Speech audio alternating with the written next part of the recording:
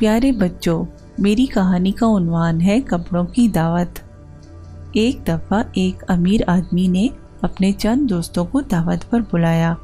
اس کا ایک دوست بہت نیک اور پڑھا لکھا لیکن بہت غریب تھا۔ اس نے سادہ لباس پہن رکھا تھا۔ نتیجہ یہ ہوا کہ کسی نے بھی اس سے بات نہ کی اور اسے جی بھر کے کھانے کو بھی نہ ملا۔ چند روز بعد اس امیر نے پھر اپنے سب دوستوں کو دعوت دی۔ غریب دوست کو بھی دعوت نامہ ملا۔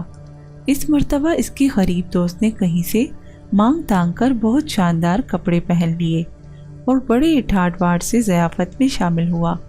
سب مہمانوں نے اس کا بہت احترام کیا اور ہر لذیذ کھانا بھی پہلے اسی کے سامنے رکھا جاتا رہا۔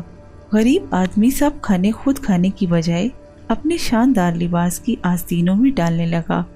لوگ اس عجیب حرکت پر سخت حیران ہوئے تو وہ بولا، یہ عزت و احترام اور خاطر و مدارت مجھے آج انہی قیمتی کپڑوں کی وجہ سے نصیب ہوئی ہے، اس لیے ان لذیذ کھانوں کے اصل حقدار بھی یہی کپڑے ہیں۔ یہ سن کر اس کا امیر دوست ساری بات سمجھ گیا۔ باقی دوستوں کو بھی اپنی غلطی کا احساس ہو گیا۔ وہ سب اپنے رویے پر بے حد شرمندہ ہوئے اور غریب دوست سے بھی معافی مانگی۔